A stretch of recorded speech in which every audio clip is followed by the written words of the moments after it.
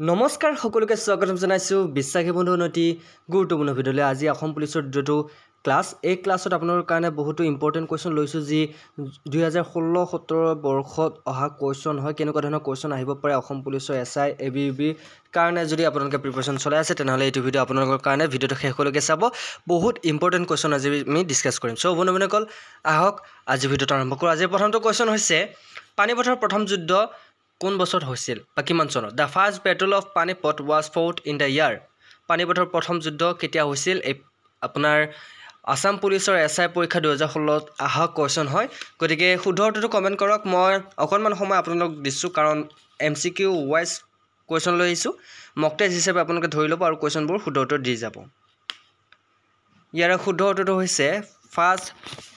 পানিপথৰ যুদ্ধ প্ৰথম পানিপথৰ যুদ্ধ কেতিয়া হৈছিল আপোনালোকে ক'ব লাগে ইয়াৰ শুদ্ধ উত্তৰটো হৈছে 1526 চনত ইয়েস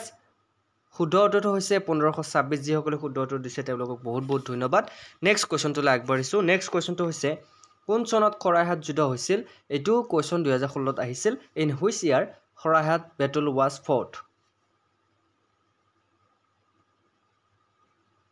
খৰাইহাটৰ যুদ্ধ কেতিয়া হৈছিল আপোনালোক সকলোৱে জানেই মই নকলেও হ'ব তথাপি কৈ দিছো মনত পেলাই দিছো 1671 চনত 1671 ত খৰাইহাটৰ যুদ্ধ হৈছিল মনত ৰাখিব চনটো বহুতে পাহৰি যায় খৰাইহাটৰ যুদ্ধ কেতিয়া হৈছিল 1671 চনত okay option A is right answer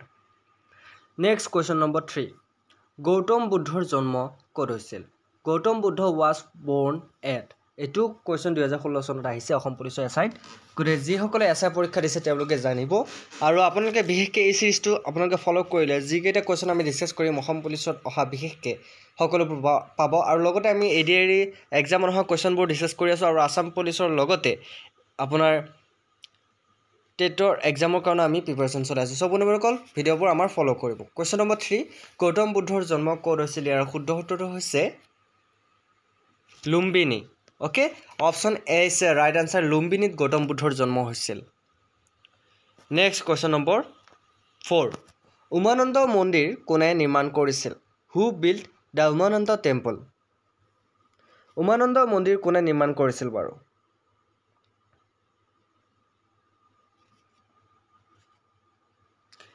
একদম শুদ্ধ উত্তৰটো হৈছে উমানন্দ মন্দিৰ নিৰ্মাণ কৰিছিল গদাধৰ সিংহই কোনে নিৰ্মাণ কৰিছিল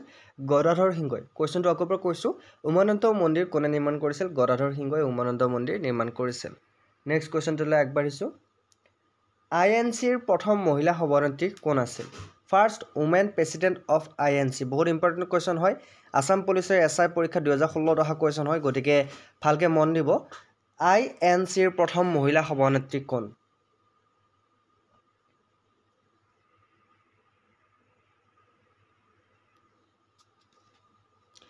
শুদ্ধ উত্তৰটো হৈছে আইএনসিৰ প্ৰথম মহিলা সভানেত্ৰীজন হৈছে এনি বেসেন্টি ওকে নেক্সট কোৱেশ্চন নম্বৰ 6 শেষ শিখ গুৰুজন কোন আছিল who was the last Sikh guru শেষৰজন শিখ গুৰু কোন আছিল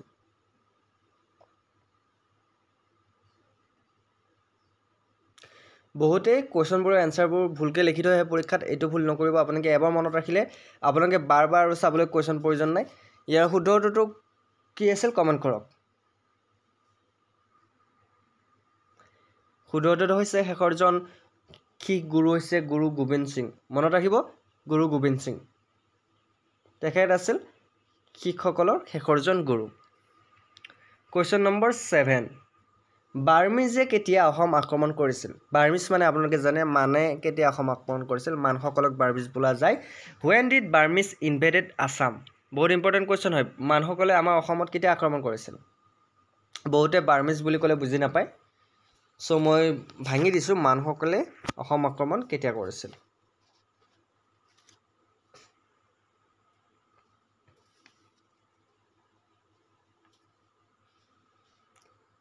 শুদ্ধ উত্তৰটো হৈছে 1817 চনত মানসকলে বা বাৰ্মিজসকলে অসম আক্ৰমণ কৰিছিল option B is right answer question number 8 ভাৰতৰ নেপোলিয়ন বুলি কোনজন ৰজাক জনা যায় বা কাক জনা যায় who is known as Napoleon of India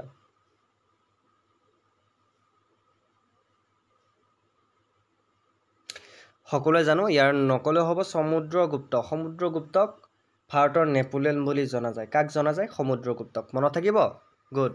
next question number 9 সৰ্থেবাৰী কি বনৰ বাবে বিখ্যাত কি বনৰ বাবে সৰ্থেবাৰী বিখ্যাত সৰ্থেবাৰী ইজ ফেমাছ ফৰ মেকিং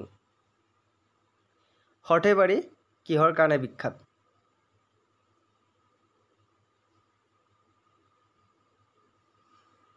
নকলে হ'ব সৰ্থেবাৰী কাঁহ শিল্পৰ বাবে বিখ্যাত বেল মেটেল ইউটেনচিলছ অপশ্যন এ হৈছে ৰাইট আনসাৰ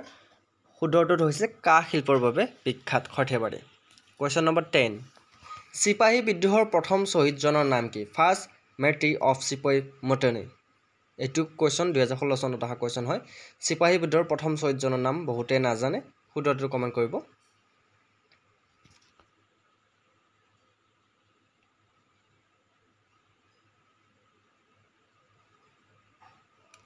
শুদ্ধটো হৈছে আশা কৰোঁ আপোনাৰ কমেণ্ট কৰিলে মংগল পাণ্ডে হৈছে চিপাহী বিদ্ৰোহৰ প্ৰথম শ্বহীদ মনত থাকিব কোন মংগল পাণ্ডে নেক্সট কুৱেশ্যন নম্বৰ 11 নাগৰিক অবাধ্যতা আন্দোলন কেতিয়া আৰম্ভ হৈছিল when was civil disobedience movement started নাগৰিক অবাধ্যতা আন্দোলন কেতিয়া আৰম্ভ হৈছিল আপোনাৰ APSI 2016 চনত অহা কুৱেশ্যন হয়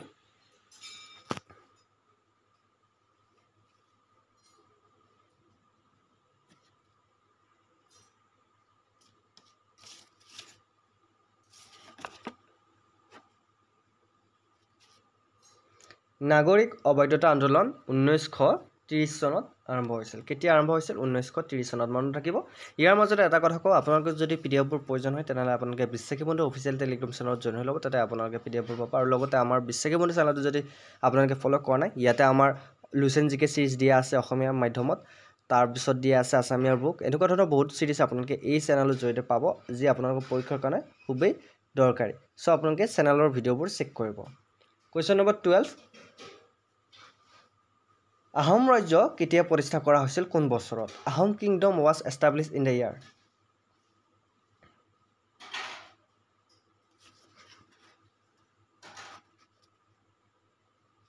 একদম শুদ্ধ উত্তৰ হৈছে 1228 চনত আহোম ৰাজ্য প্ৰতিষ্ঠা কৰা হৈছিল ওকে মনত থাকিব নেক্সট কুৱেশ্যন নম্বৰ 13 চিলাৰাইৰ মূল নাম কি বা অৰিজিনেল নাম তো কি আছিল চিলাৰাই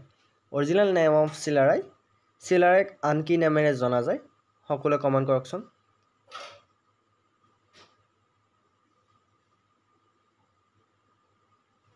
শুদ্ধ উত্তৰটো হৈছে চিলাৰাইক আমি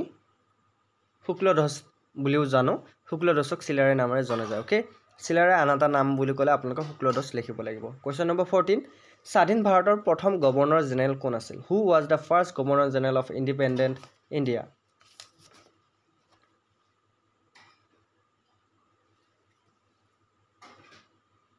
স্বাধীন ভাৰতৰ প্ৰথম গভৰ্ণৰ জেনেৰেল বুলি ক'লে ৰাজা গোপালচাৰীক বুজা যায় অপশ্যন এ হৈছে ৰাইট আনসাৰ নামটো মনত ৰাখিব who was the first governor general of independent India the right answer is Raja Gopalachari question number 15 Ahom যুগৰ শ্ৰেষ্ঠ কবি বুলি কোনজন বা কাক জনা যায় who is considered to be greatest poet of the Ahom period Ahom যুগৰ শ্ৰেষ্ঠ কবি বুলি কাক জনা যায়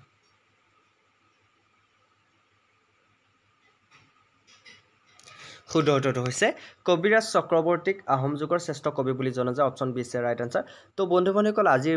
বেছি কুৱেশ্যন অনা নাই মোৰ দৰকাৰী কিছুমান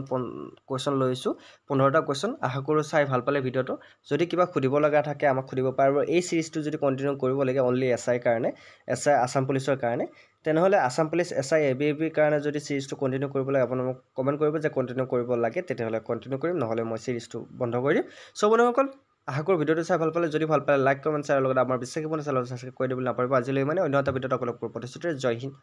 জয় অসম